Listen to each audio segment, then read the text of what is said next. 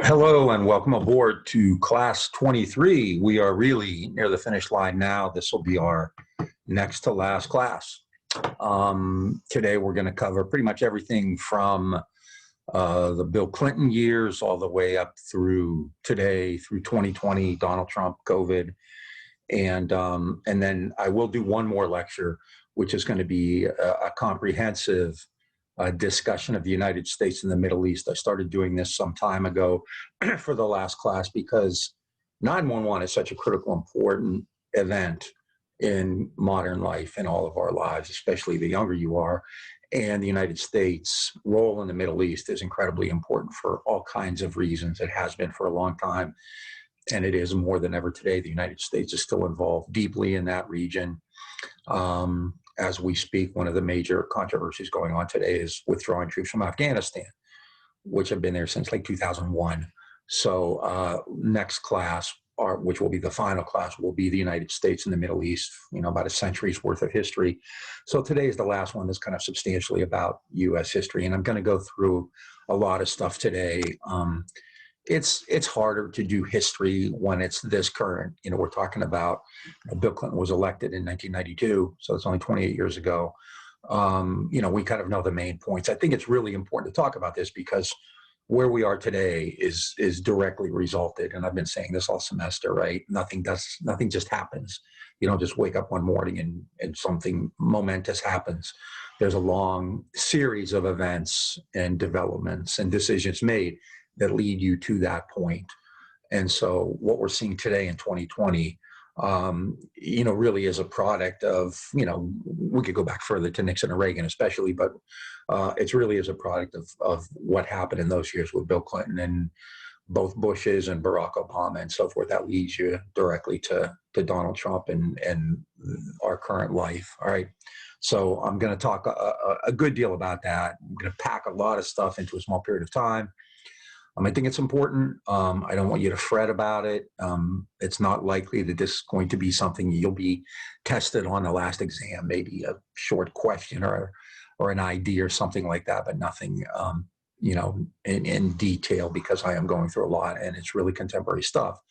And I think this is more important just to kind of bookend the class, where we started, in the aftermath of the Civil War and bring it all the way up to the present. I know most classes, especially live classes, never get this far. I always make a point of doing that.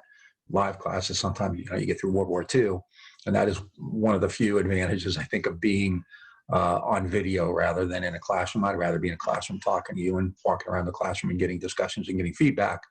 But being able to go into issues thoroughly has been nice because we don't have the same time constraints on video that I would in a classroom. I don't have to worry about that. And the last couple I've gone over specifically for that reason, so I could get these last few done in one class rather than have to kind of bleed them into the next class as well.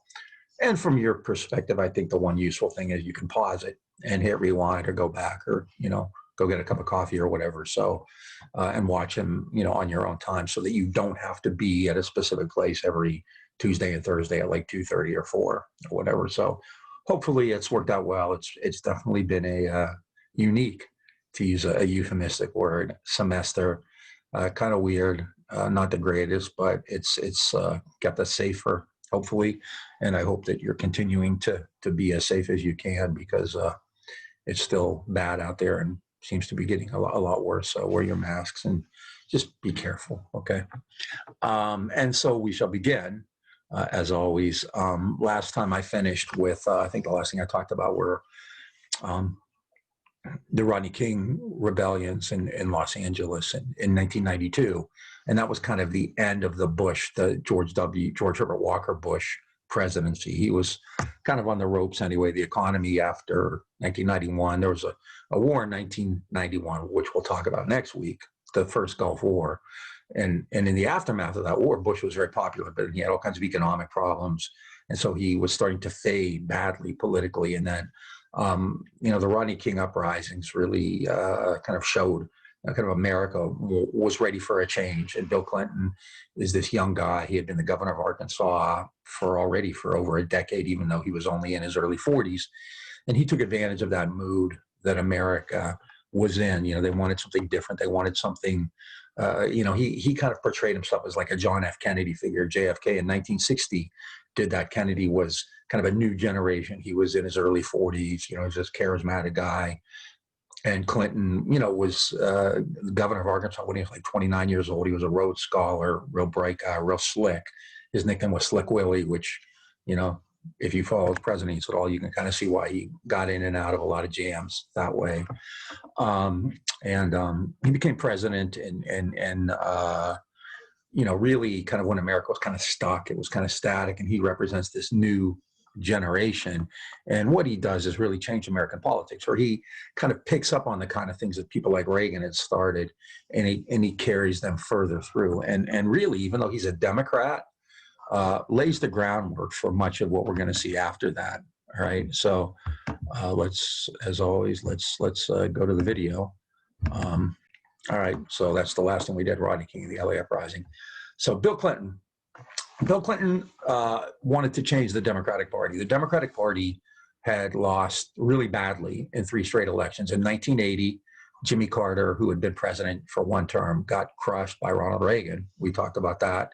And then Reagan in 1984 ran against Walter Mondale and crushed him. And then Reagan's vice president, George Herbert Walker Bush, in 1988 ran against the governor from Massachusetts, Michael Dukakis, and crushed him.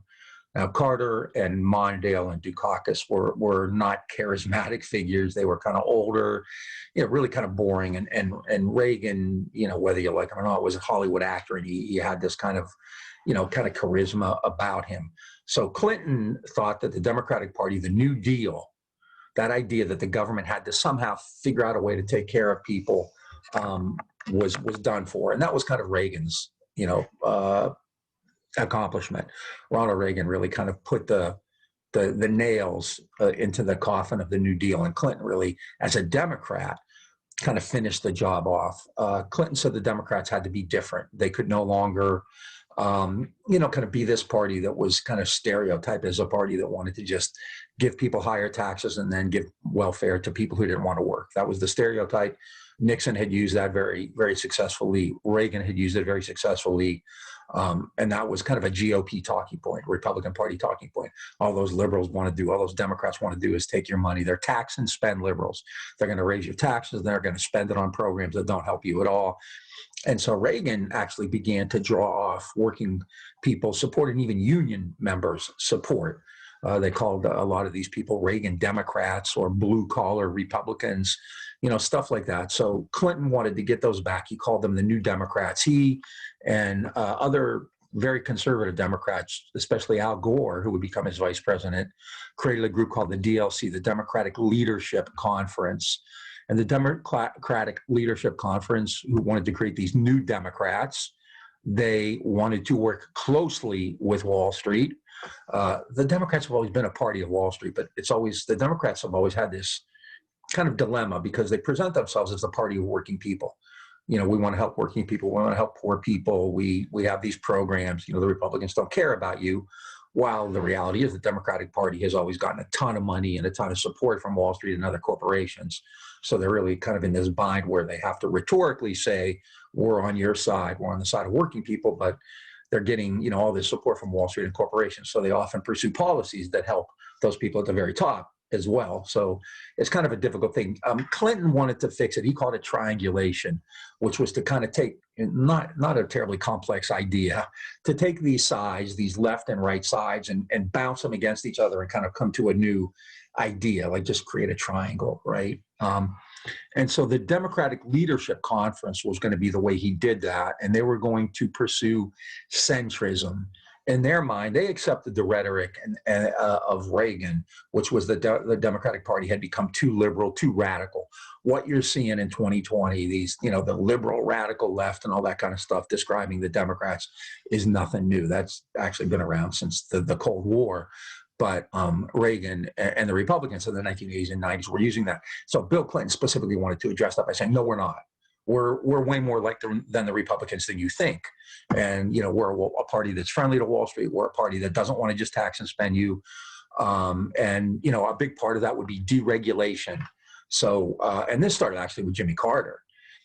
So what you see starting in, actually in the Carter years and through Reagan, but really taking off even more, and Clinton is a big part of this, was that a lot of programs and codes and regulations that were in effect for business were taken away, right? Because business was always complaining about regulation. How can we make money? How can we compete if we have our hands tied with all these rules and regulations and things like that?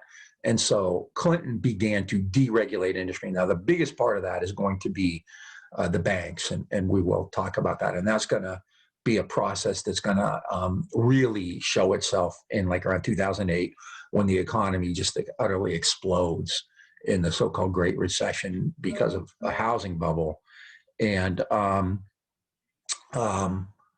that gets started with the Clinton years, the definancialization, or I'm sorry, the deregulation of the Clinton years.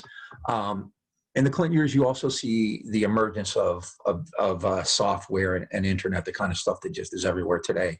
That emerges, and that has a huge impact on the economy too, because in the early years, you have what became known as the dot-com bubble. There was so much money being invested in things like Silicon Valley and computer ideas and software and programs and things like that, that the economy just kind of blew up, right?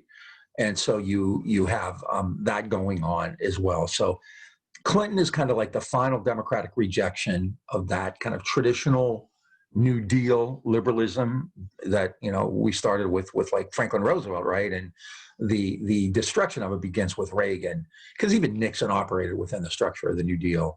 And then Clinton wanted to diminish the role of the government in the economy, and that was something Reagan began. Reagan always kind of made a joke that the biggest lie was the line, "I'm from the government and I'm here to help you." Reagan wanted to kind of destroy the state, to get rid of the state, right? So liberals who used to be focused a lot on economic issues, like unemployment and welfare programs and things like that, and as we'll see, shifted away from that, and liberalism became an ideology more familiar with what we have today, which is focused on what we would call like social or cultural issues, things like civil rights, abortion rights, affirmative action programs, later on things like gay rights, instead of economic issues. And what Clinton and the Democrats did was basically let the market loose. So this is the triumph of what we would call financialization, which there are different kinds of capitalism, and I'm not going to go into a lot of detail about this, but there are different kinds of capitalism. There's industry, which kind of makes stuff. There are services. Nowadays we have all different kinds of things. We come with the software industry and stuff like that. Financialization refers to banking, the financial part of capitalism, which is basically the dominant part, especially now. And Clinton was a big part of that. He and the Federal Reserve, which became more important in that era too, led by a guy named Alan Greenspan, created a policy of easy money. They kept interest rates fairly low, which meant that banks could get money and loan it out. In addition to that, Clinton deregulated a lot of banking programs, and he repealed the Glass-Steagall Act, which we had talked about in the New Deal. If any of you are interested, this is something I wrote about it, a long time ago now, right? So Clinton created this program of easy money. All right, it was a time of big deregulation. All right. Rules and regulations that had been imposed on Wall Street. And we've talked about the Glass-Steagall Act. We talked about the Securities and Exchange Commission. We talked about the Federal Reserve Act. Those were all either lightened up or removed, so that now it was just much easier for banks and corporations to get money and run up huge debts. Before, we've talked about that. There was a time when debts were considered bad. And that kind of goes by the wayside too. So this is a time of huge growth. The stock market erupts. It gets bigger and bigger and bigger and bigger. It started in the 80s. It gets even bigger in the 90s. The 90s is a period of immense economic growth. Wall Street and corporations make huge money because of deregulation. In addition to that, oil prices tended to be low, in large part because of the war that had occurred in the early 90s that we mentioned, and we'll talk about next time. Military budgets were not rising as much either because of the end of the Cold War, which I'll talk about next time. So, the government wasn't spending as much money on the military as it normally would have. It didn't cut it. It just didn't spend as much as it normally would have. Oil prices tend to be low. You have these huge deregulation, this huge movement toward deregulation, repealing Glass-Steagall instead of, kind of keeping those regulations on Wall Street banks. You have the dot-com bubble. The stock market blew up because of the emergence of these new companies. I mean, these weren't really even companies. They were ideas, right? You have like one of the most famous ones. There was a company called Pets.com, and it bought a $2 million ad for the Super Bowl. It didn't exist. It was getting all of this money for Pets.com, although it was nothing. It was just like The Simpsons did a funny episode on it. Almost Homer created a .com company, and just like it was worth billions, and then Bill Gates sent his goons in to beat him up and take it away from him, right? So you have this immense .com bubble. Amazon.com, which at the time was trading for like $107, went down to $7. Can you imagine that? Like, if you bought like Amazon at $7, because I don't know where it is today, it's insane, right? So all of this stuff was going on to make the economy more like Reagan had wanted it to be. So Clinton, in that regard, is taking on kind of these new democratic, what he would call the new democratic ideas, the Democratic Leadership Conference ideas, and he really changes the Democratic Party. The Democratic Party kept moving further to the right after that. So, in 1980 and even 84, people like Jimmy Carter and Walter Mondale were more like older New Deal liberals, and Reagan defeated them both really badly. With Clinton, you get a movement to the right. So Reagan moves the Republican Party further to the right, and the Democrats, in response, move further to the right as well. So the center, let's say this used to be the center, right? Now it keeps going to the right. And so the center is where, the far left is where the center used to be. And that's continued through 2020. We're seeing that. We've seen that ever since. That's never really slowed down. It's never really abated. So the political spectrum keeps moving further and further to the right. You'd have people on the left like Bernie Sanders or AOC, who in the 70s would have been pretty much, like liberals. They wouldn't have been, all that extreme. There were like a lot of people in the 70s, in the 60s and 70s, who were a lot like Bernie Sanders and AOC. They would not have been unusual or unique at all. Now they're considered pretty far out there, right? So Clinton changed that economic system. He also went after particular social programs, in particular welfare and crime, right? He ran, and again, these were issues that the Republican Party would use to attack the Democrats. They would say all the Democrats want to do is spend money on welfare programs, and the Democrats aren't tough on crime. Remember the Willie Horton ad I showed you? The Democrats are against the death penalty. The Democrats want to let all these criminals out. And so Clinton ran on a platform in 1992. He said, we're going to end welfare as we know it. And then he also promised crime reform. He essentially accepted the criticisms that the Republicans were giving to the Democrats. They're soft on crime. They just like to give people welfare and all that. So he was really critical in changing the nature of welfare. So, when you hear people criticize, people today who are activists or who are social workers and people like that criticizing the way welfare is structured today, it started with Bill Clinton, not with the Republican Party. That's a Democratic idea, welfare reform, and the Crime Act as well. So welfare reform was actually part of a Republican program. In 1994, the Republicans won those midterm elections really big with something called the Contract with America, led by a guy named Newt Gingrich. I'll mention him briefly later when I talk just about kind of the right in American politics. So welfare reform was a Republican idea. It was part of their 1994 platform. Clinton stole it. That's what a triangulation is. You take a Republican idea, you say it's a Democratic idea, then you put it up there. Well, it's a Republican idea, but Clinton takes it, right? So what did the welfare reform do? It ended welfare as what people would call an entitlement program. Welfare, actually, that's not the proper word. Welfare programs it's like if you look at the way they were created in places like Europe, welfare programs apply to everybody. So in the United States, a welfare program would be something like Social Security, because everybody's in it. Programs that aren't applicable to everybody or in which everyone's not eligible, generally in the old days were called poor laws. You had to meet a certain criteria of need. So if you were poor, you would be, eligible for this particular program. So they really weren't called welfare, right? Well, then the Republicans called them entitlements, which is a very loaded word, right? That sounds like, oh, you're entitled to something, right? So Clinton wanted to end welfare as entitlement programs. So he began, he accepted the ideas behind this Republican plan for welfare reform. And, just some of the things they did were, you have to work now after 2 years after receiving benefits. One of the problems on welfare, especially for working parents, was that if they weren't on welfare and they had to take a job, especially if they had children who they would have to pay for childcare, they made actually a lot less money, right? So welfare has never, despite the rhetoric and despite the stereotypes of it, welfare has never been enough for a living wage. Welfare was always kind of supplemental to that. So Clinton cuts it even more, and Clinton's big on personal responsibility, right? You have to take responsibility. You can't expect the government to come in and bail you out all the time.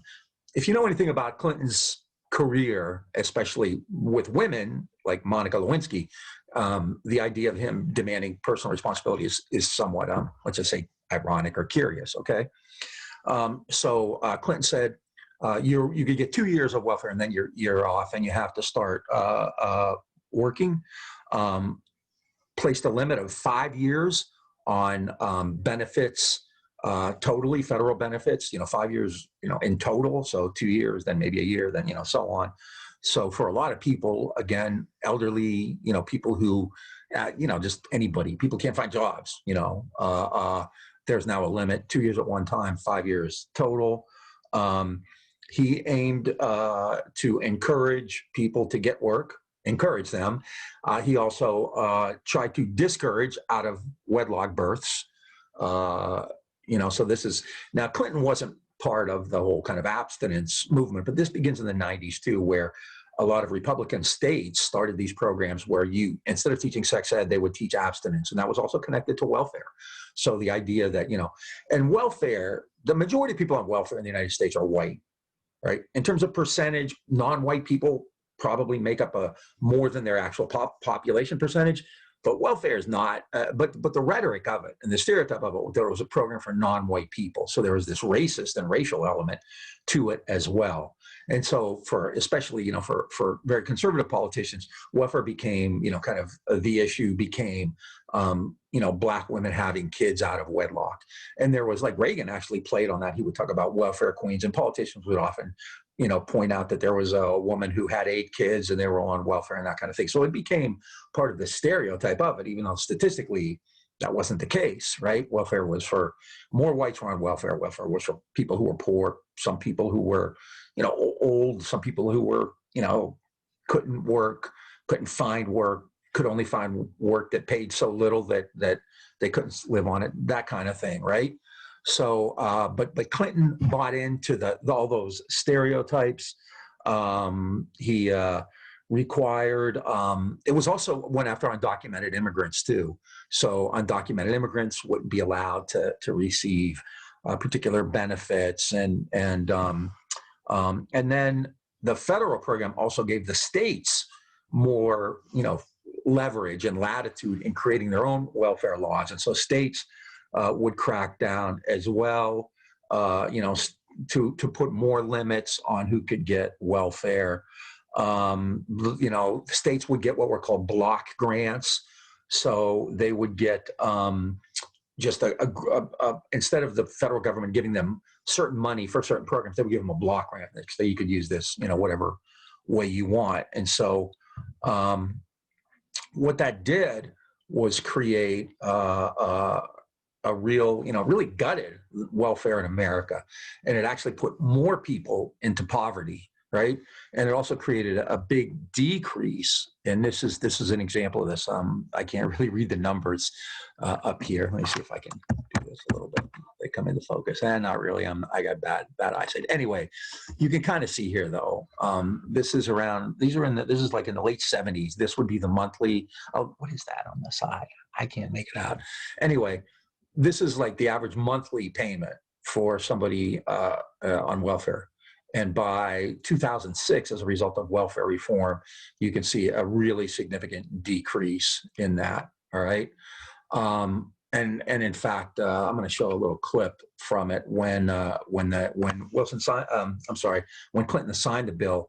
This is a clip of Clinton making a statement. Then it's Democrats attacking him and Republicans praising him for it. Right. And the other part of this, which I think is kind of worth noting, the actual title of the bill was the Personal Responsibility and Work Opportunity Act. So the idea there is that people on welfare aren't taking personal responsibility and they're not taking, looking for the opportunity to work, right? It's a Republican idea, all right? So this is Clinton when he signed the bill. This is a news clip from it with Democrats criticizing him and Republicans. All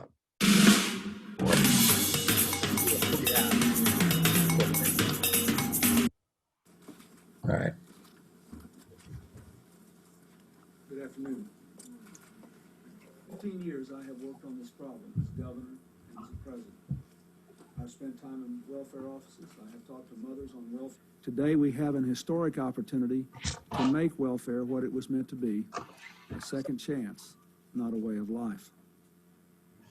And even though the bill has serious flaws that are unrelated to welfare reform, I believe we have a duty to seize the opportunity it gives us to end welfare as we know it.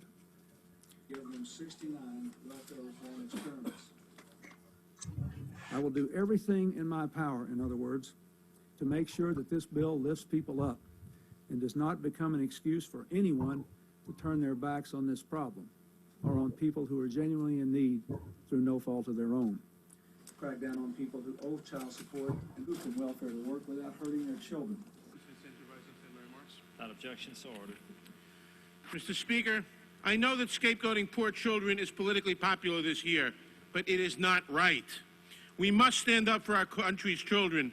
I urge my colleagues to reject this immoral legislation. Gentleman may proceed.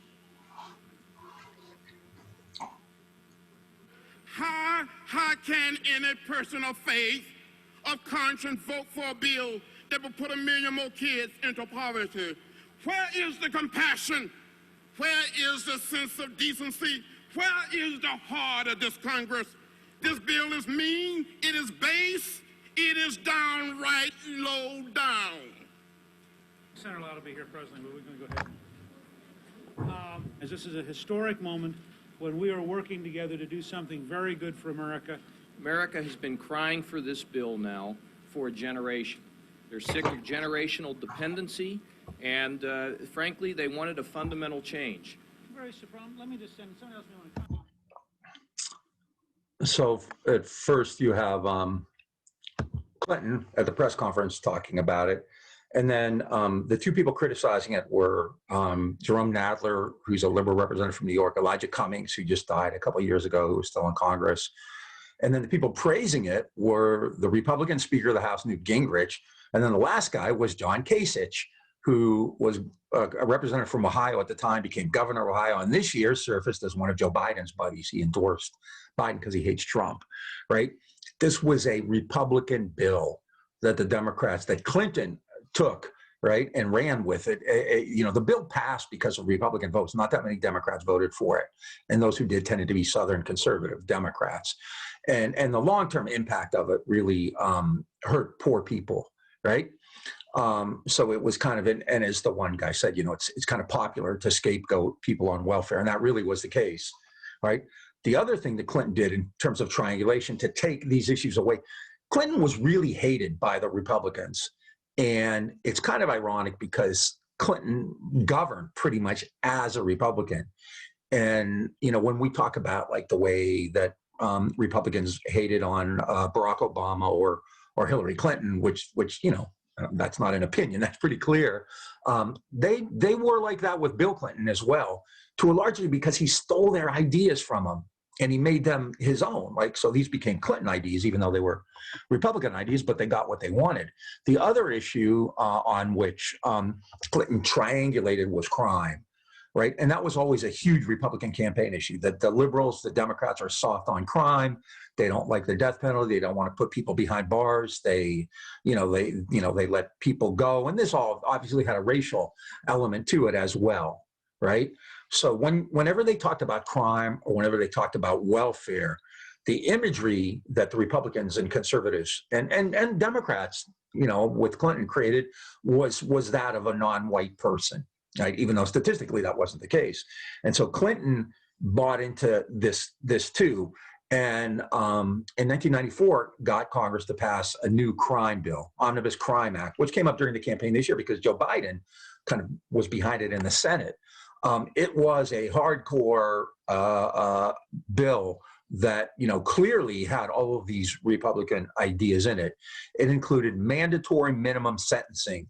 So for certain crimes now, you had federal regulations that if you committed crime X, you had to be given at least 3 years or whatever, right? So you now have mandatory minimums, which are finally going away because even actually conservatives and libertarians were the first people to say these things aren't working, right? So people might commit something kind of fairly negligible and end up spending 2-3 years, and obviously any kind of sentencing is going to have big disparities between blacks and whites. White people are going to get a lawyer, maybe they'll get a plea bargain or they'll get it reduced to a lower charge. And poor people who are disproportionately non-white don't. So there are huge racial disparities in crime, just like there were in welfare programs. So you have mandatory minimums. Now you have to get at least this sentence if you commit this crime. The 3 strikes and you're outlaw, which meant that if you had 3 felonies, you went to jail for life. So there were people, seriously, like one guy, stole laundry from a line that was outside. That was his 3rd felony, was theft. And he was sentenced to life in jail for his 3rd felony. So 3 strikes and you're outlaw were really harsh. And again, all of these things work disproportionately against people who are poor. If you have money, you can afford a lawyer, you can get a plea bargain, you definitely have ways to get things done. You have connections. Poor people don't. So 3 strikes and you're out. They expanded the death penalty. Death penalty numbers went through the roof. 1 year in Texas, when I think George Bush was still governor, it's still the all-time record. I forget. I think it was well over 150 people were executed in 1 year. They limited parole. So now parole programs were shut down, or you were limited, or they made it much more difficult for people to get parole. And a lot of people are in jail for most people are in jail for nonviolent crimes. And one of the biggest ones they did, one of the biggest impacts of these crime bills was the racial disparity between crack and powder cocaine. Crack cocaine blew up in the 80s. It emerged in the 80s in places like Washington, D.C. and L.A. and places like that. There's powdered cocaine, which white people in the suburbs use, and there's crack cocaine, which is kind of a cheaper, dirtier version of it, which tended to be used by poor people and especially non-white people. It's cocaine. Both ways, it's cocaine. But the sentences for crack cocaine were 100 times more, and I'm not making that number up, I double-checked it, than they were for powder cocaine. So, a couple of white yuppies in the suburbs blow coke, and, if they're caught, which is unlikely anyway, because no policemen are not going to go into the suburbs and, bashing people's doors because they got coke on the table. But, they might get, a very limited sentence or parole or a community service or whatever, whatever, something like that, definitely plea. Whereas, a poor black guy in DC or Detroit or wherever with crack could get like a really serious sentence. So all of those were products of the Clinton crime bill, which is why critics often say that that's when we started to see the carceral state. Oh, it also built more prisons too. You started to see massive prison builders. Funding became available at the both federal and state level to build more prisons. So this is the carceral state, which we've heard a lot about in 2020, right? All of that comes about when Bill Clinton was president. So Clinton, really emerged as this new Democrat, but really governed not much differently than somebody like Reagan would have, okay? Now, this is also, and I just threw this in here because it's important, but it doesn't need like a big special separate thing. We've kind of talked about this already. We talked about the rise of the new right. With Clinton, and again, like I said, this is ironic because Clinton governed as the most conservative Democrat, really in modern times. You saw the right wing start to play the kind of hardball politics that we see today so much. There used to be kind of I don't want to call it a gentleman's agreement or whatever, but there used to be kind of more, where people would work with each other, Democrats and Republicans and all that kind of stuff. Like Biden talked a lot about that during the campaign, right? Reach across the aisle, all that kind of stuff. There used to be more of that. The right wing started playing real hardball in the 90s, to some degree, I think, because Clinton was stealing their ideas and claiming them as his own. But you started to see this in 1994. The Republicans ran in the midterms that year on what they called the Contract with America, which included things like crime reform and welfare reform. And the leader of the Republican Party at the time was a guy named Newt Gingrich, and he's still around today on Fox News and things like that. And Gingrich was really kind of a hardcore, kind of cutthroat politician. So he didn't play by the old rules where you get along and you reach across and you have gentlemen's agreements and all that. He took no prisoners. And in 1994, the Republicans won the elections that year and took over Congress. And Gingrich became a real problem, and this is why you get things like the Crime Bill and the Welfare Reform Act. It's because of Republican pressure. Those were not Democratic programs. Clinton got a lot of Republican votes to get those passed, right? Then in 1997 and 98, they impeached Bill Clinton, right? You probably know the story of that. I'm not going to go into the details of it. He was impeached for perjury, but that perjury came because he was having a fling with a young intern, an affair with a young intern. She was 24 years old, Monica Lewinsky. And he was deposed about that, and he denied it. And he was deposed about other women he had been with because he had had a long career of kind of infidelity to his wife. And basically he was caught for perjury with lying about these affairs with women. So, he wasn't technically impeached for being with a woman or being with Lewinsky, but that was the basis of it, obviously, right? So it's pretty minimal stuff. It's kind of, in retrospect, considering the stuff politicians do to get impeached over that is really stunning. And so that was clearly a case of like, they're going after this guy and they're playing for blood, right? And then in the 2000 election, Clinton's vice president, Al Gore, ran, and the election was very close, not like 2020s, which isn't close at all considering how elections go. But in 2000, the election came down to about 500 votes in Florida. If the votes had been counted, like just normally, then almost certainly Gore would have won. However, the governor of Florida was George Bush's brother. George Bush was the Republican candidate. George Bush, who had been the governor of Texas. His brother was the governor of Florida, Jeb Bush.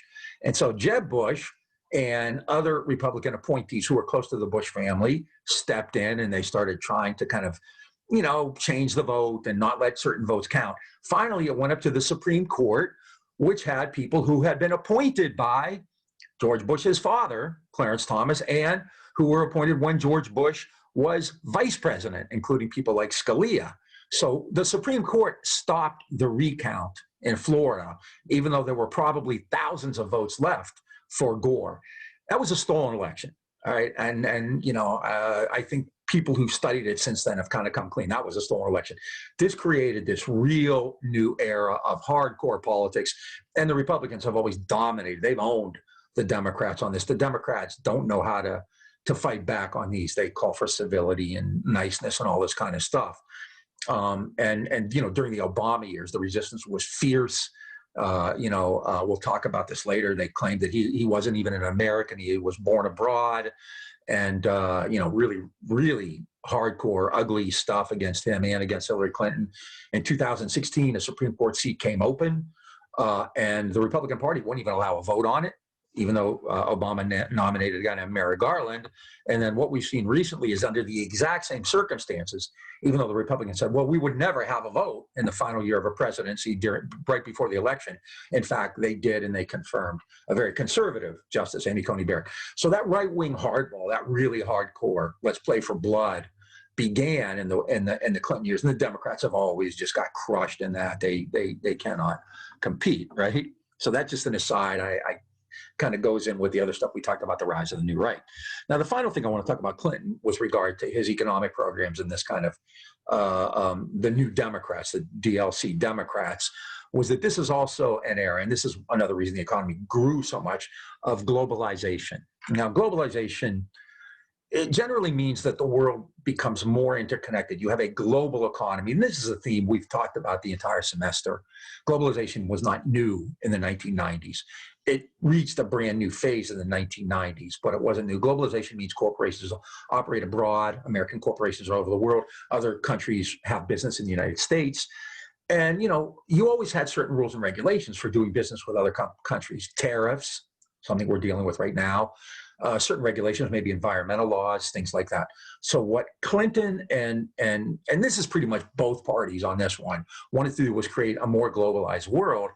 And they did this particularly through two different kind of trade agreements which created institutions. The World Trade Organization, and then specifically for North America, Canada, the United States, and Mexico, NAFTA, the North American Free Trade Agreement, which has now become the USCMA, which I forget what that stands for. Anyway, but these things, and I'll be quick, do the same thing. What they want to do is create a program of free trade, which means no tariffs, make it easier to operate across national lines, no trade regulations, get rid of environmental restrictions. And what this does is lead to the rise of people becoming much more easy now for companies to, you know, move operations abroad. So for instance, a lot of companies in the United States shut down and moved to Mexico. In Mexico, you had little shops on the border called maquiladores, right? In the United States, you have minimum wage laws, which at the time, you know, I don't know what they were in the 90s. Not much different than they are today, frankly. And people would make more than that too. Well, in a maquiladora in Mexico, you know, you pay somebody like $45 a week, right? So you're paying huge, you know, significantly less money.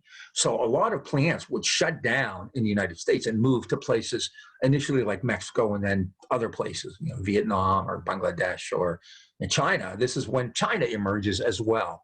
You know, China wasn't an economic power yet, and certainly wasn't an economic power when deindustrialization began in the 70s and 80s.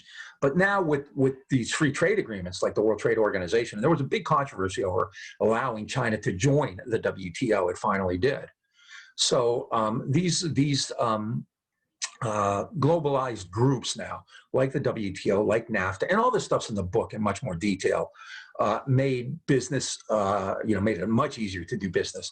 You could shut down your plant and you could move abroad. If you had environmental laws, you weren't allowed to use certain things, or you were polluting the rivers, you could go to another country where they didn't really care about that so much. If you had certain regulations, or if you had certain minimum wage laws or whatever. Now, so globalization creates huge, immense wealth, but it also has a huge impact on the way democracy itself is structured, because what this does now is it gives companies power that is greater than state law. All right, they're called investor to state rights. This is chapter 11. If any of you are really like kind of nerds who are into this kind of thing, this is it. You know, if you want to, I don't know where it is, but it's somewhere on there.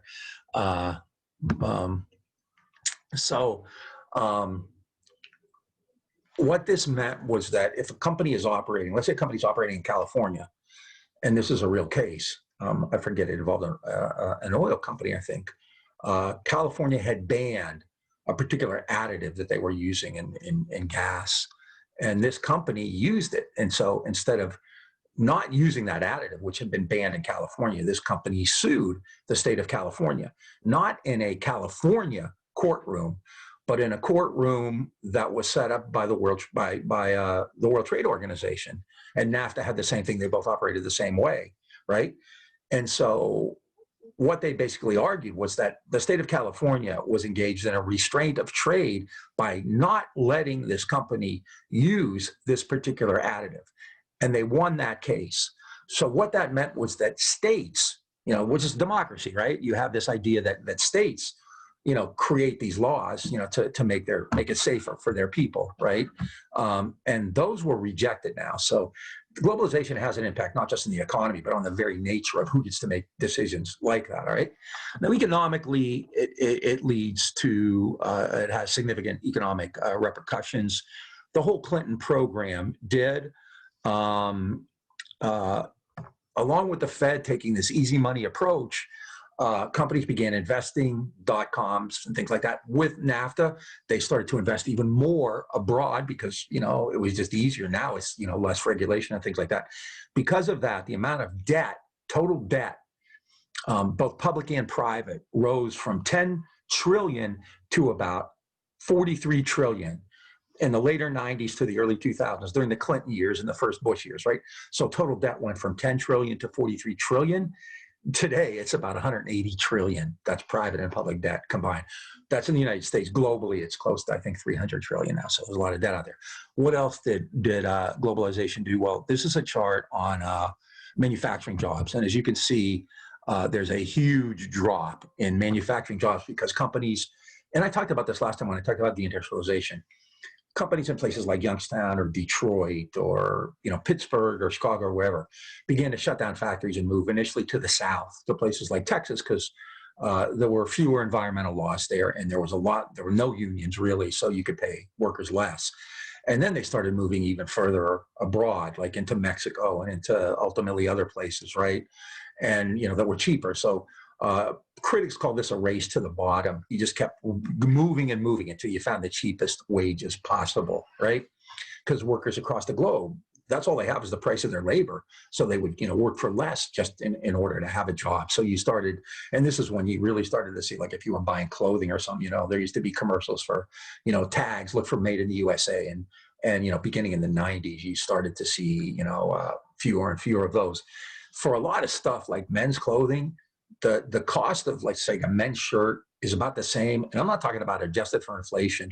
It's really not much different than it was in the 90s because all this stuff now is usually made in like a sweatshop in Bangladesh or Vietnam or wherever, right? So there's a huge loss of manufacturing jobs and then a huge increase in debt.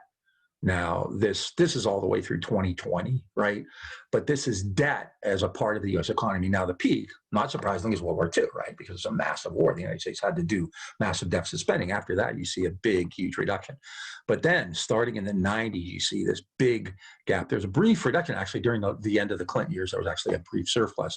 And then in 2000, from 2000 on, you see this massive increase in debt, because of globalization, because of the availability of funds, right? Now, not everybody is happy with this. And so you start to see people protest against globalization. And part of globalization are two institutions we've talked about a lot already, the IMF and the World Bank. Those were still around, right? We talked about those at the, during the Bretton Woods system in World War II. Those are still around, and those still have great power in, either making money available or withholding money from countries that need it. And this is still the case in the 90s. And what the IMF and World Bank have are things called structural adjustment programs, SAPs. So if you go to the IMF and the World Bank and you say, I need a loan, what they're going to do is say, we'll give you a loan, but you have to adjust your economy. What's that mean? It's the same as we talked about before. If you have like public utilities, you have to sell them off and privatize them. If, for instance, Indonesia had a crisis in the 90s and the IMF told Indonesia it had to cut and sell all its timber because that was a big export. You sell that, then you get cash. That's a way through exports. You get exporting, you get cash, right? So that was a way to hit their own, fix their own deficit, right? So it forces you to sell off your exports. It forces you to cut on spending on like public programs, pay teachers less, cut welfare programs, things like that. So a lot of people really were critical of the WTO and NAFTA and other institutions like that. There were big movements against it starting in the 90s. There was actually a big movement in Houston against it, an organization in Houston that did a lot of work on this. This was national, and what you saw was the return of mass protest. In the 60s, we talked about protest a lot, civil rights, the SDS, Vietnam War, and protests continued after that. There was actually in the 70s a big like anti-nuclear program, right? But with globalization, you started to see the return of mass protests. And in 1999, the WTO was having kind of its founding meeting in Seattle, and like 100, 200,000 people showed up and shut it down, right? And there is even a song about the IMF. You didn't think there'd be a protest song, but there's a protest song about everything. And there's a protest song about the IMF by a folk singer named Bruce Cockburn. And, you know, I'm not playing as much music today, but you always need a brief musical interlude.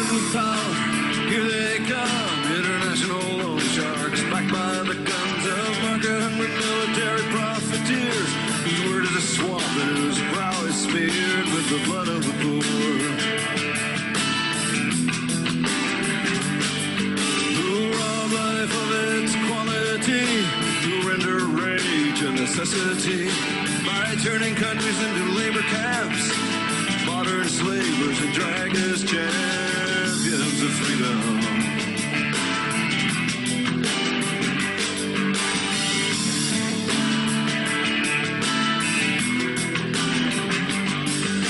Sinister, cynical instrument who makes the gun into a sacrament. The only response to the deification of tyranny by so-called developed nations' idolatry of ideology. North, south, east, west, kill the best and buy the rest. It's just spend a buck to make a buck. You don't really give a flying fuck about the people in misery.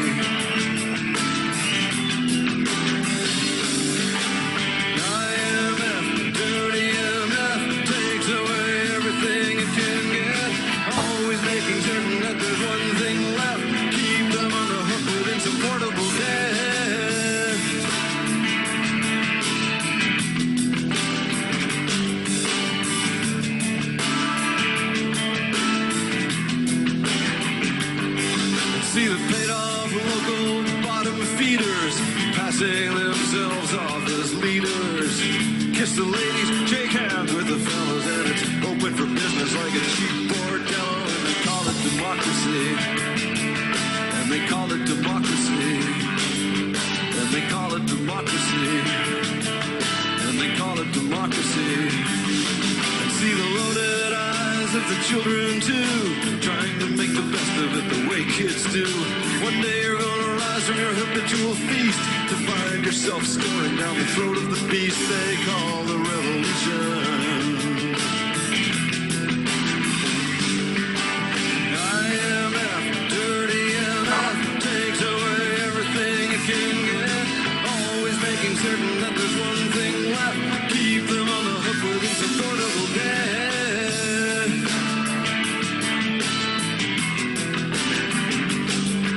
And they call it democracy.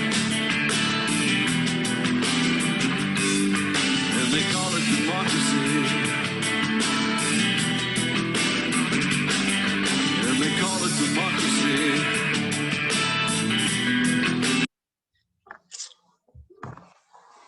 And, you know, this is kind of a theme we've talked about before. The United States and other great powers will go into a country, especially a poor country, and say it's bringing modernization or democracy or, you know, something like that, civilization to them. And what it does is essentially it gets them on the hook. And this is clearly what the IMF did, which is why I said, you know, keep them on the hook with insupportable debt. What you do through these structural adjustment programs with the World Bank, with the IMF, with other lending institutions is, you know, they come in and they say, we can save you. We can loan you this money, but in return, you're going to have to do this, this, and this, right? So now, you know, they're controlling your society in a lot of ways. They're saying, you know, you have to pay your teachers less, you have to sell off that water, you know, your utilities, your public utilities, you have to privatize those. At one point, Bolivia, which is a very poor country several years ago, sold its water rights to Schlumberger. And the people in Bolivia went crazy. And like 6 months later, they took it back because Schlumberger immediately increased their water bill like 4 to 5 fold. These are poor people in Bolivia, right? So this is an example of what can happen, when a country's in need and it goes to these institutions, it accrues great debt, and it also kind of loses a lot of control over its own society, So those protests, starting in Seattle, really became commonplace. And so in the period since then, this was the Battle of Seattle occurred on November 3rd, 1999 and 30. And so since then, you've seen kind of a constant movement now in all over the country, and it shifts, right? And we'll talk about some others, especially Black Lives Matter in the aftermath of that, right? So those were all kind of products of Bill Clinton. Now, Clinton served 2 terms. He had been impeached at the end. He was actually impeached. He was, indicted.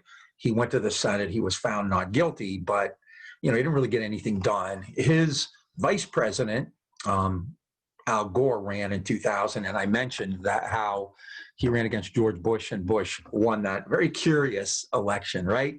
Now, Bush came into office without a whole lot of ideas other than he wanted to cut taxes on rich people. So this is a continuation of that Reagan idea of tax cuts, right?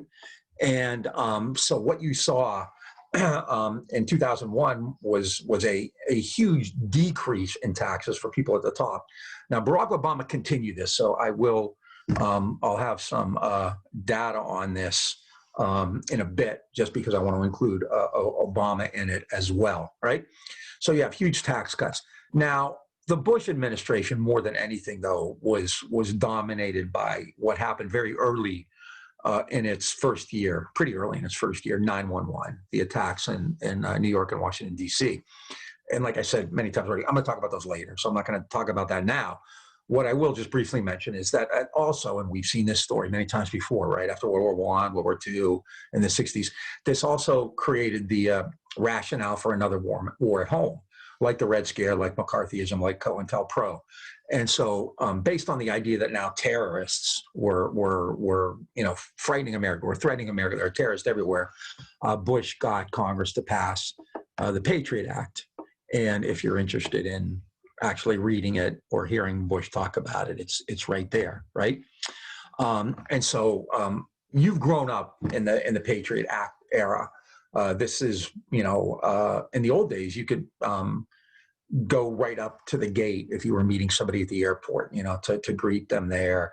Just it's increased surveillance so much.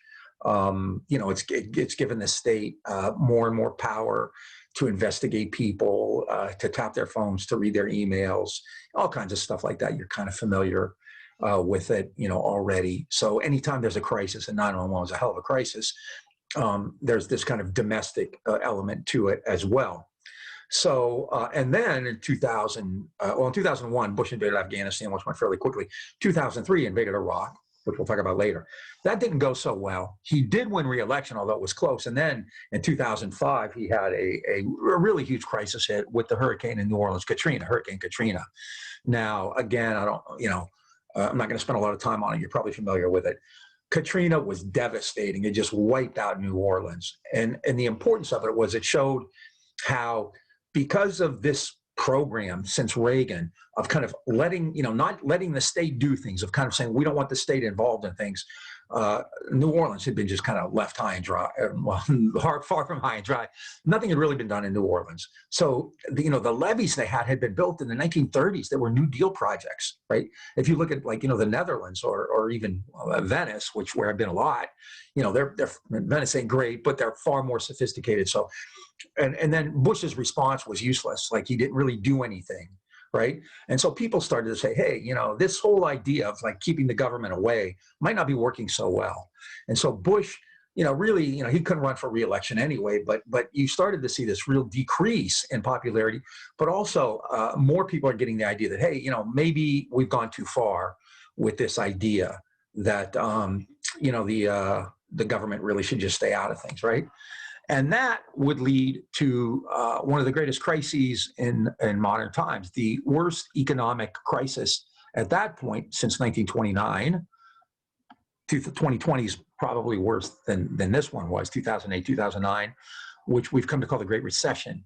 And that was because of a big housing bubble. Now, before I talk about that, which actually began in 2008, before he became president, I want to talk about Barack Obama because he's kind of a central figure in all this. Barack Obama obviously is the first African-American president of the United States, which is stunning, right? If you've seen those images from the 50s and 60s, which wasn't that long ago, of people getting beaten, of people at the Edmund Pettus Bridge in 1965, and just these horrific scenes. And so, a couple generations after that, you have an African-American president, Barack Hussein Obama, and people started to have hope that this would lead to a post-racial America, that, race wouldn't matter that much. Obviously, that ain't happened. Obama ran on a campaign of hope and change. It's kind of like when FDR ran, and Obama really did try to play up those FDR comparisons. FDR ran during the Depression, so all he had to do was kind of not be Herbert Hoover to win. And in the same way, the Republican Party, had been blamed for Katrina. It failed to, react to Katrina, failed to respond to Katrina. And then you have this Great Recession. So Obama, kind of just had to kind of be a good candidate. He was a smart guy. Obama had become pretty well known 4 years earlier. He was running for the Senate in 2004, and he gave a speech at the Democratic Convention that year, which kind of made him a rock star. And I'm just going to play part of it. John Kerry was the nominee that year, and Obama gave a speech in support of John Kerry. And this is when he became known to America, and everybody said, whoa, that guy has a future. John Kerry believes in America, and he knows that it's not enough for just some of us to prosper. For alongside our famous individualism, there's another ingredient in the American side, a belief that we're all connected as one people. If there is a child on the south side of Chicago who can't read, that matters to me even if it's not my child. If there's a senior citizen somewhere who can't pay for their prescription drugs and having to choose between medicine and the rent, that makes my life poorer even if it's not my grandparent. If there's an Arab American family being rounded up without benefit of an attorney or due process, that threatens my civil liberties.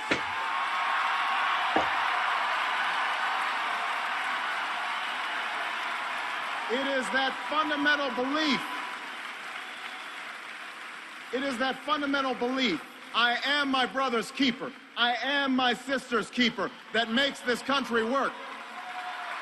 It's what allows us to pursue our individual dreams and yet still come together as one American family. E pluribus unum, out of many, one. Now, even as we speak, there are those who are preparing to divide us. The spin masters, the negative ad peddlers, who embrace the politics of anything goes. Well, I say to them tonight, there is not a liberal America and a conservative America. There is the United States of America. There is not a black America and a white America and Latino America and Asian America. There's the United States of America. The pundits like to slice and dice our country into red states and blue states, red states for Republicans, blue states for Democrats. But I've got news for them, too. We worship an awesome God in the blue states, and we don't like federal agents poking around in our libraries in the red states. We coach Little League in the blue states, and yes, we've got some gay friends in the red states. There are patriots who opposed the war in Iraq, and there are patriots who supported the war in Iraq. We are one people, all of us pledging allegiance to the Stars and Stripes, all of us defending the United States of America. And you can kind of see at that point how he was definitely destined for greater things. And then 4 years later, he'd been in the Senate for 4 years. That's it. He decided to run for president. And the favorite that year by a lot was Hillary Clinton, Bill Clinton's wife, who after Clinton's presidency became a senator from New York, and then later would become Secretary of State and run again in 2016. Obama defeated Clinton, which was, a huge upset. and became president. And this was kind of a moment of comparable to like FDR or John F. Kennedy, this young guy, or, you know, kind of like Clinton, really smart, super smart, Harvard educated lawyer, with these kind of great ideas about hope and change. And, people were really, excited at what was going to happen in the Obama years. Now, we're going to talk a little bit about what really went down in that period. But like I said, he gave people, this idea, like FDR, this hope. And, you've probably seen the famous picture of Obama's picture with the word hope on it. I should have put it up there, for a post-racial America. Now that, obviously didn't really work out the way a lot of people hoped it would. Now, to a large degree, Obama came into office with his hands tied a bit because just before the election of 2008, the American economy cratered. There was a housing bubble, which led to what we call the Great Recession. All right.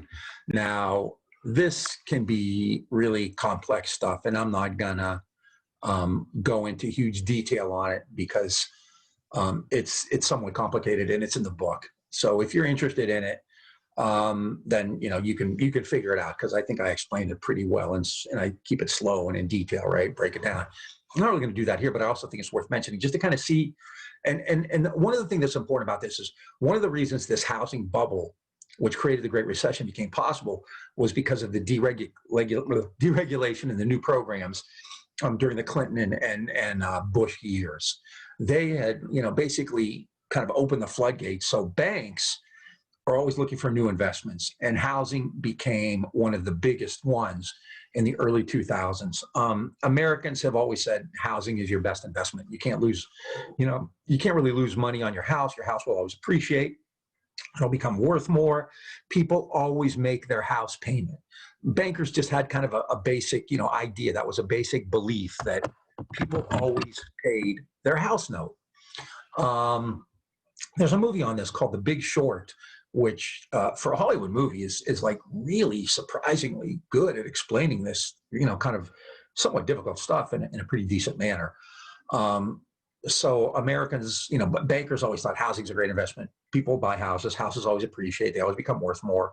And people always make their house notes. And even if they don't, they'll bounce back and they'll pay it eventually. So, they weren't really concerned with a lot of people defaulting or anything like that. So all this money is available now, right? You have this, I told you the private and debt went from 10 to 43 trillion. So a lot of banks have a lot of money. And when banks have money, they want to give it to you. Not give it to you, but they want to loan it to you so they can get it back, right? Bankers had been, bankers had always offered home loans, but after the reforms, they created all these new mechanisms, which are somewhat, they sound more complicated than they really are.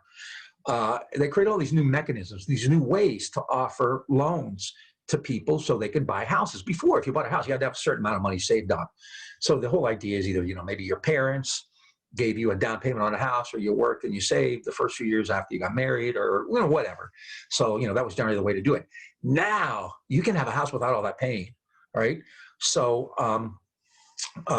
bankers created a new system, which critics basically said was a scheme, like a Ponzi scheme or something like that. So what they did was they would get a bunch of mortgages. So if I'm a banker, I would go to a bunch of other loaning institutions and I would buy up their mortgages. And I would bundle them. So I'm going to buy, 10 mortgages from this bank, 10 mortgages from you, 10 from you, 10 from you. And I get them and I bundle them together. So now I have, let's say, 100 mortgages. It doesn't matter whose they are. They're not individual. It's a bundle of mortgages now, right? Now, we know that some of them aren't going to be paid back, but that's okay. We bought them in a bundle, right? Now, I remember back, in the 80s and 90s, you would buy a house and every 6 months, you would get a new set. You used to get like a coupon. You'd pay it and you send your house payment in. Every 6 months, like in the 80s and 90s, you would get a new bank, a new loaning institution would send you a new set of coupons because your loan had been part of a bundle that had been sold, right? So your loan doesn't stand alone. I make a loan with you. It's very unlikely that thing's going to be there for 30 years between the two of us. So they bundle them. And they called that something very awkward called collateralized debt obligations, right? And it's not really that difficult a process when you think about it, because, excuse me here, I'm actually I narrowed it down, so I'm actually reading some stuff, which I normally don't do. It's really not that difficult. You think about it, I go out and I buy all these loans, and I don't buy them at par. I don't buy them for what they're actually worth, right? Because, you take a loan. If you take a loan out on like $150,000 house for 30 years, I forget, years ago I figured this out, like $150,000 house for 30 years at like 5%, you end up spending nearly $500,000 on that house. So banks don't have to sell that loan for what it's really worth, because what you're going to get in return is going to be much greater than the original loan. So they bundle these together, and it becomes kind of a shell game. What happens is that these banks started offering huge numbers of mortgages. And so they started offering mortgages to people who normally would never get one, who didn't really have any money saved up, at like incredibly low or 0% interest. And they would put that into a single bundle, a collateralized debt obligation, don't worry about that, and sell that to another institution. So they would keep making these bundles or tranches of loans and sell them to other banking institutions, right? So by 2007, a lot of people who never would have bought houses in the old days, but were able to buy houses, in some cases 2 or 3, people were buying extra houses to rent out, vacation homes or whatever.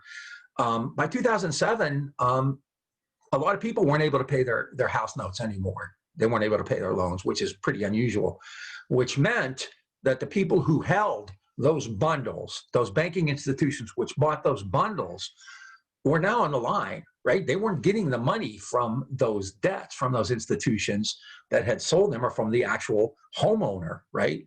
So bankers had given loans out to people who could never pay them back, or offered notes to people who were buying all kinds of properties, whether it be, vacation homes or extra homes to rent out, or apartments or whatever, they were using those as investment. So by 2008, that bubble burst, right? Americans, basically millions of Americans, quit paying their home notes. Now, banks had invested heavily in real estate in the Clinton and Bush years, overwhelmingly heavily in real estate. Like I said, banks don't just take your money and stick it in a vault, or they don't make money simply by, loaning it out to somebody at 4%. Banks are invested heavily in industry. Banks are invested in oil companies. Banks are invested in coal mines. You name it, a bank is invested in. Banks are heavily invested in real estate. If you want to find out just how wealthy somebody is, check out their holdings, right? You go downtown Houston, you see these massive buildings downtown. Those are owned by corporations, and many of them are owned by banks, right? There's like mega millions of dollars invested. So banks have a lot of money, and they invest a lot of it in real estate. And, the kind of, the stuff hit the fan in around September of 2008, right before the 2008 election, where Barack Obama was running against John McCain, who was the Republican nominee. In September 2008, a bunch of big banks, and I'm not going to go into a lot of detail about them. You may have known the names, like the Lehman Brothers, huge, big Wall Street bank, Blackstone Group, Citigroup, the Carlyle Group, Bear Stearns, J.P. Morgan. You don't have to know anything about them. No, those are the big. That's the murderers are all banks. Those are the big guys, right? Those are like the New York Yankees of banks, right? And they were all going broke. The Federal Reserve, made an emergency deposit of $236 billion to those banks. So the Fed sent this money directly to those banks. So, they would, be able to stay afloat. Banks often, banks don't have that money on hand. So when banks have to pay people, like pay their employees or pay their own debts, they often make overnight loans. There wasn't enough money available for overnight loans. That's how tight things got when the Fed finally intervened with $236 billion. Last fall, before COVID, in like November of 2019, the Fed was doing the same thing. It was making massive $200-300 billion overnight loans to banks just because things were getting so tight. So when COVID hit, when the economy just really blew up, that was already in the works. That wasn't just because of coronavirus, right? That was already happening. So the Fed has that capacity to go in and it bails out all of these banks. Now the government was basing this on an idea called too big to fail. Banks were too big and too important to let fall apart, because if the bank fell apart, then all of those investments in the banks would be lost too. But this isn't like the Depression, where a lot of small people are losing this money.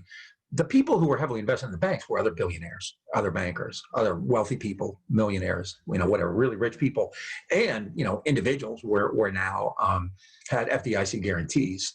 So the too big to fail thing meant we're not going to let these really, really rich people suffer. We're not going to let them go broke, right?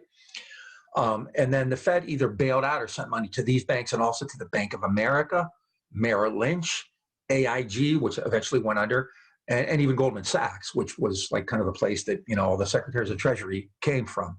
So Bush responded, and then even more than that, Obama, with a couple programs called TARP and HAMP, and I'll talk about those in a second. I'll just show you a couple charts on those.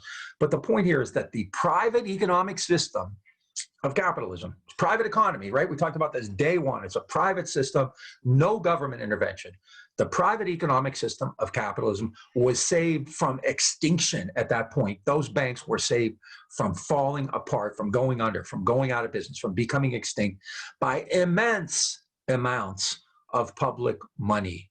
In that period, from 2008 through the next several years, the Fed and other government institutions pumped about $7 trillion into Wall Street to keep it stable. Stabilization, we've talked about that before. That's crucial, right? Now, as for homeowners, many, many millions of Americans, basic Americans, lost their home, and the government did almost nothing. And I'll show you some data on that in a minute. Now, the United States and capitalism survived probably the worst crisis since the Great Depression, but there was no doubt that American power was kind of fading, and Obama became president under those circumstances, right? So I mentioned a couple things there, like the TARP and HAMP. The TARP was called Toxic Assets Relief Program. That was for banks, all right? Now that ended up being $700 billion. That's in addition to all the money I just mentioned. So in 2008, the federal government did this, and it gave $250 million to buy stakes in institutions, $40 billion for AIG, $25 billion for Citigroup, $20 billion for others, $15 billion, blah, blah, blah. Now, this is for banks, and it ended up spending, like I said, $700 billion from the government and then $7 trillion from the Fed and other institutions. Now this, and I don't know if I can make this, let me see if I can make this bigger. This is the HAMP program, Housing Affordable Modification Program. This is for homeowners. Over 8 million people had delinquent foreclosed mortgages, all right? So they lost their homes, they're about to lose their homes. Only 2.5 million of them were eligible. Less than 2 million were given offers for some kind of relief or started. Permanent modifications were less than a million, and at the end, active or paid off permanent modifications, 800,000. That's less than a tenth. HAMP was initially funded at $300 billion. It spent less than 1/10 of that. All right. So while banks got $700 billion for relief, and all these, AIG didn't, but most of these banks survived, only 1/10 of homeowners who either were in mortgage crisis or actually lost their homes were given relief. All right. So this is kind of how capitalism worked, and people saw that, and it created a great deal of anger and resentment. Now, Obama, ran as this guy who was going to make things different, hope and change. But Obama was very well connected to banks and bankers. He kind of portrayed himself as this community activist, this guy who was kind of liberal and everything. But barely 2 months into his presidency, he gave a talk at the White House. He had a meeting at the White House with all these Wall Street bankers. And he said to them, my administration is the only thing between you and the pitchforks. Those people out there hate you. They hate bankers. They want to burn you down. And I'm the only thing that can save you. And that was his priority. Obama saved Wall Street, just like FDR save capitalism. Obama wanted to save Wall Street. He didn't do it with the same program. So FDR eventually created programs like the Civilian Conservation Corps and the Work Progress Administration and so on that create jobs. Obama didn't do that, right? So instead, Obama's priority became Obamacare, which was an overhaul of the American health care industry. At that point, I forget how many, something like 40 million Americans had no health care. Obama wanted to make that a priority. But when he did, it did not include a public insurance option. So what he did was create a private system of healthcare. So people now had a mandate. They had to have healthcare. You had to have, just like when you get a car, you can't get your license. You can't get registered unless you have car insurance. Well, now what Obama wanted to do was create the same kind of regulation that you had to have health insurance, right? No matter what it cost. And there was going to be this group of would compete. They would offer deals, but still, the idea was that it would be part of a private market. So people were calling Obama a socialist and all this. Nothing could be further from that. There was no public insurance, right? There's Medicare and Medicaid if you're over 65 or if you're really poor, but Obamacare did not do that. In fact, what it did was it made a requirement that you had to buy private insurance. So insurance and healthcare companies saw record profits in the aftermath of Obamacare, right? By the time this all plays out, what you have is, really massive inequality. People start calling this a new Gilded Age. Bush initiated these tax cuts in 2001, and then Obama kept 82% of the tax cuts, right? And this is what happens as a result of these tax cuts between George Bush and Barack Obama from around 2001 until I think 2012 or something, 2003 to 2012, right? So the wealthiest 1% of Americans got 30% of the tax cuts, which meant they saved $62,000 a year, fewer taxes. The next 2 to 20% got 43%, $16,000 a year saved. The big middle class, they always talk about the middle class, got 25% of the tax cut, or $1,000 per year. The lowest 20% of Americans, which is over 60 million people, got 1% of the tax cut, which meant they saved about $160 a year. Now, the amount of taxes that you paid decreased as a result of these tax cuts. If you made less than $10,000, and now this is a 10-year period, this isn't just in 1 year. So you save like under $40 a year. You save $340. If you made between $200,000 and $500,000, you save $75,000 over those years. Between $500,000 and $1 million, you saved $190,000. But if you made more than $1 million or more, you saved on an average $1.2 million over that 10-year period, right? Now, which means that's an average, right? Which means that if you were worth 10 million or 100 million, you saved a lot more than that. And finally, wealth redistribution. I have several charts and things like that. This is financial wealth, and I think this is from 2015.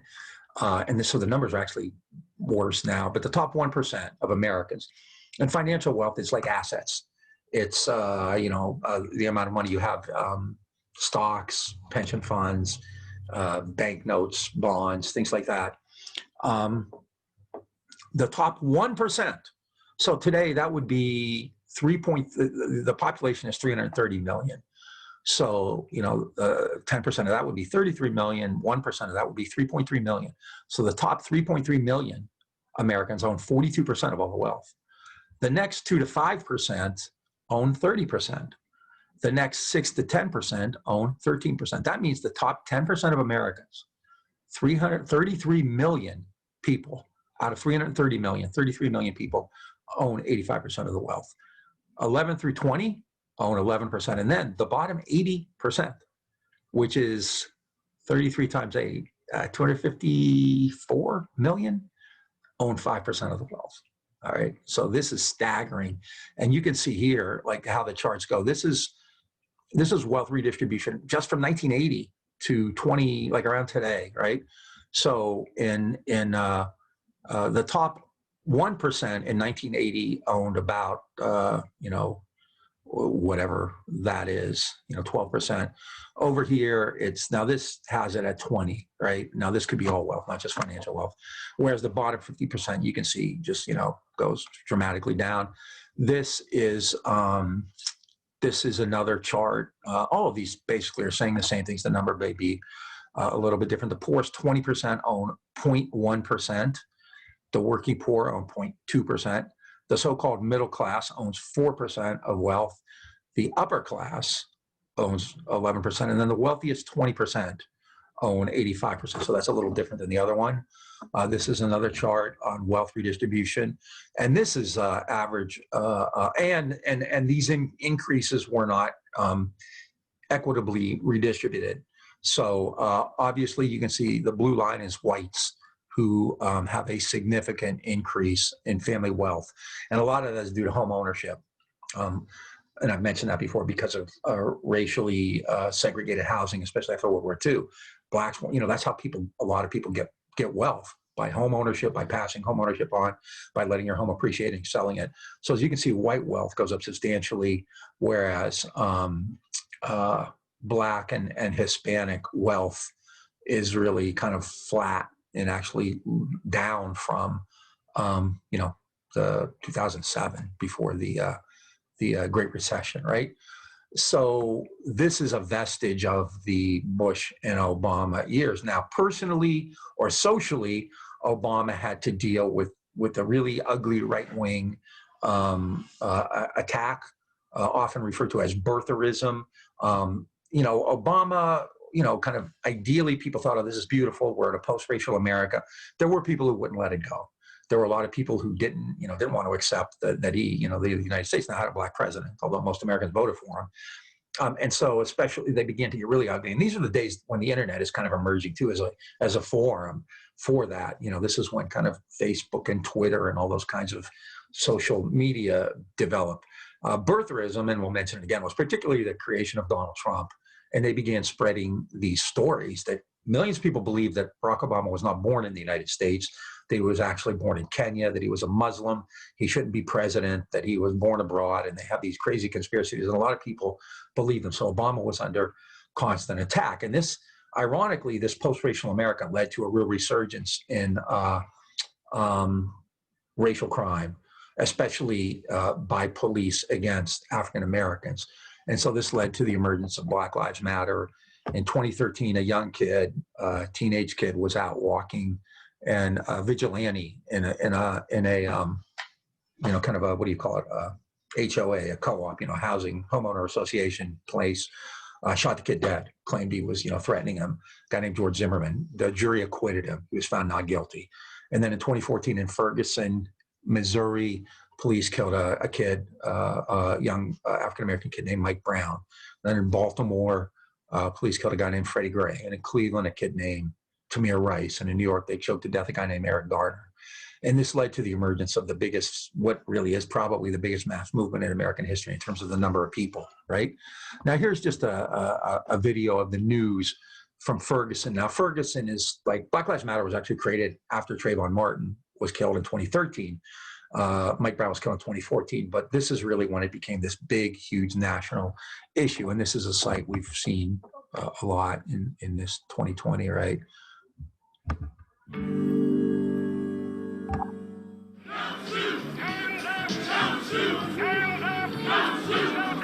That's intimidation over there to me. And that's what this is about, intimidation.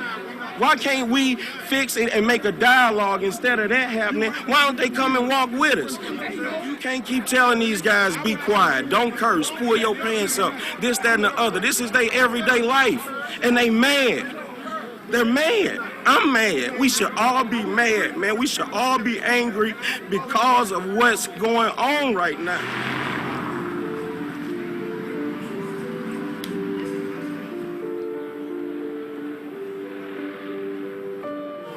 The cops harassing me is frequently. It's all through the day, it's all through the night. Then they not beating us physically, they doing it verbally. I don't know what's gonna happen, man. This been going on before Michael Brown. This been going on before Trayvon Martin, before Emmett Till.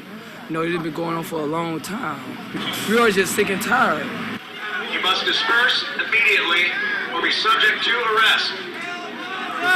Just listen to what they said. Step back. We don't need you in jail, little brother. We need you out Leave the here. area. We don't Return to need you your in jail. Your vehicles. family needs you. Return to your homes. This is not open board discussion. In a peaceful manner, you must disperse. How can we feel like we can have free speech if there's a guy staring down a sniper rifle as we speak? This ain't about just Michael Brown no more. It's bigger than that. This for the injustice that's been done to all the black males that's been killed by police. And we forced to do what we do, and we gonna make noise, and they gonna hear the outcry of wilderness from Michael Brown.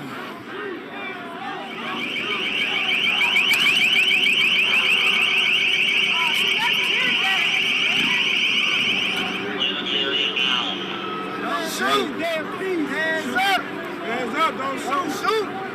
Yeah,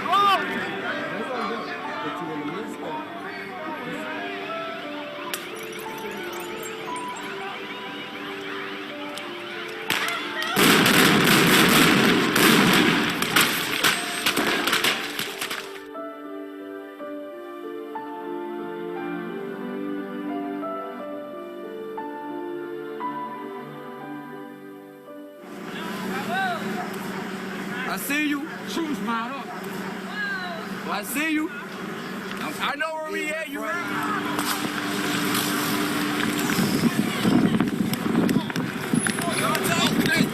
Come on, man. Go, get us out.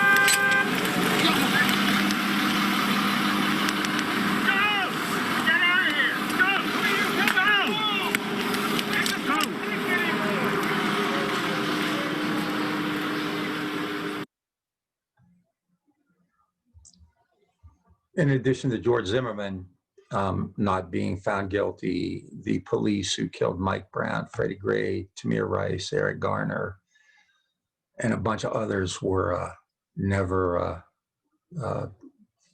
in most cases, never even arrested, let alone found guilty. So nothing happened. And this kind of led to the era of Donald Trump. You guys have lived through it. There's not a whole lot, that I can say about it. Trump was a famous guy just for being a celebrity. Politically, he was always pretty far out there, especially on issues of race. In the 1980s, there was a famous case called the Central Park Five. 5 young black kids were accused of attacking and raping a jogger in Central Park. And they were found guilty. And Trump took out ads in the New York Times demanding they be given the death penalty. The case was sketchy from the start. The prosecutors withheld evidence, and years later, it became very clear that none of these kids were there. But they spent time in jail because of it. So Trump was big on the birther controversy behind Barack Obama. And Trump exploited these politics of rage and division that had started with Obama, with birtherism, and then really got oxygen because of the rise of social media. And he ran for president. People kind of thought it was just a publicity scam in order for more people to know about him and buy more Trump stuff. But he won. And he won specifically by making an appeal based on these issues that of rage and race and elitism, it became, very clear as soon as he was president that we were in a different kind of category here. Now, I said this before when I showed you the Barry Goldwater film, when I talked about Nixon, when I talked about Reagan. Trump is not new. Trump is not unique. He's not something that no one had ever seen before. In fact, he comes out of a long line of American politics, not just the racial politics of people like Goldwater and Nixon, but actually that kind of whole economic and political idea that Clinton and the Bushes and even Obama bought into, this idea that the government is the problem and that nothing should be done. So even though, you have these really serious social issues, Trump rides in on this idea that, I'm the only guy who can fix it because I'm a great businessman, even though he's gone bankrupt several times. And a big part of his appeal became this anger. And a lot of the anger was directed at people like the Clintons, because the Clintons had passed NAFTA, which hurt a lot of people in old, what we call Rust Belt industries, steel and cars and things like that in places like Detroit or Pittsburgh or Ohio, right? But he also made a really strong racial component too. For instance, in 2017, there was a rally in Charlottesville, Virginia.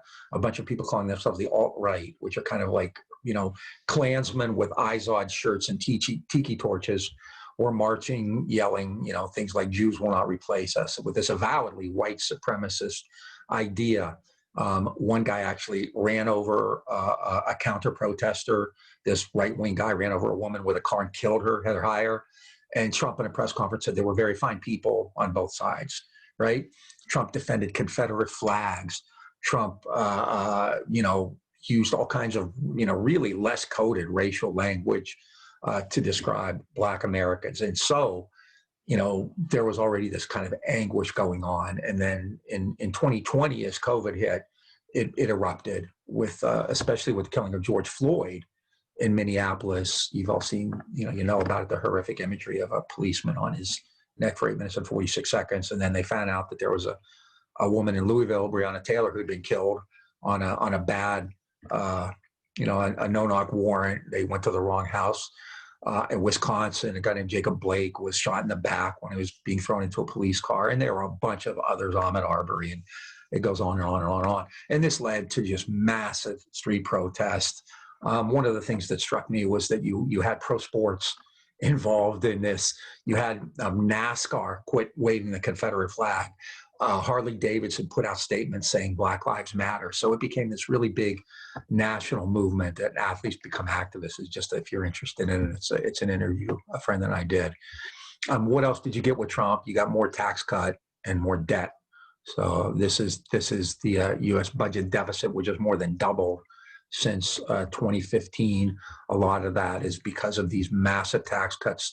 Trump eviscerated the highest tax rate. When Reagan cut taxes, they were still like, the highest tax rate was like 38%.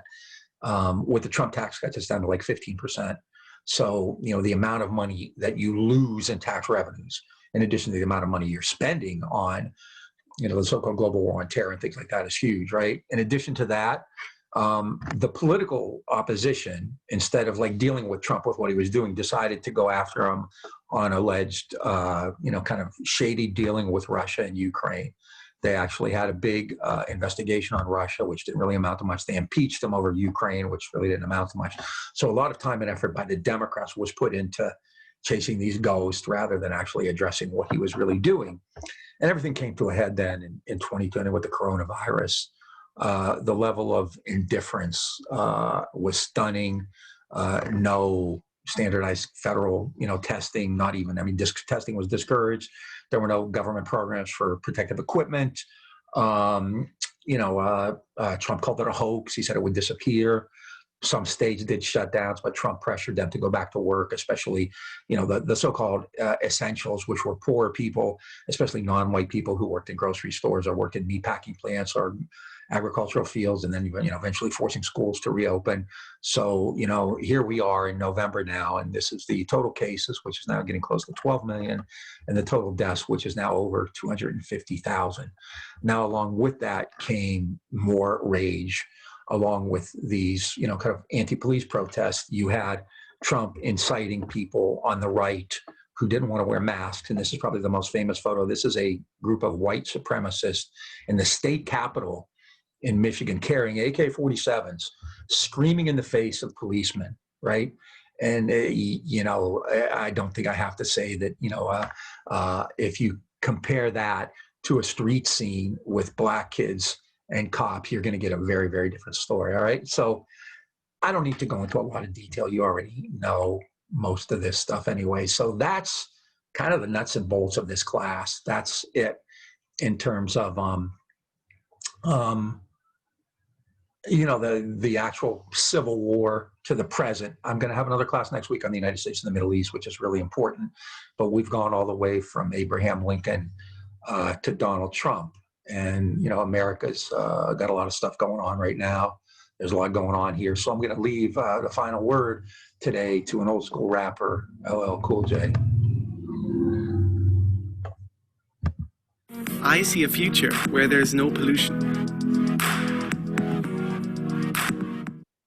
For 400 years, you had your knees on our necks. A garden of evil with no seeds of respect. In America's mirror, all she sees is regret. Instead of letting blood live, they begging for bloodlet. Revenge is a dish that's served on platelets. Transfusion of confusion, abusing our intellect. I can't be bought with a $1,200 check, even though $1,200 can make a meal stretch. My mama wasn't rich, but she earned my respect. She made a little bit of money for a lot of blood, tears, and sweat. Jumping up and down on police cars, I'm vexed. After Chauvin killed George Floyd, we got next. Molotov cocktails, anarchy on the set. The rich took the loot, so now we loot shit. Feeling like a caged tiger that's whipped to do tricks. That's why I started fires and yelled and threw bricks. They tried to run me over and arrest me and shit. Tase pepper spray and engage with the kid. They ran up in the state house with them AKs quick. But let a try and do that white boy shit. Won't be no rubber bullets ricocheting off ribs. But the white supremacists go in the cops' faces spit. Try to barbecue, Becky calling cops on the kid. Hoping and praying it'd be some Emmett Till shit. Sandra wasn't bland, they hated Mike cause he brown. Trayvon should have had an Aston Martin riding around.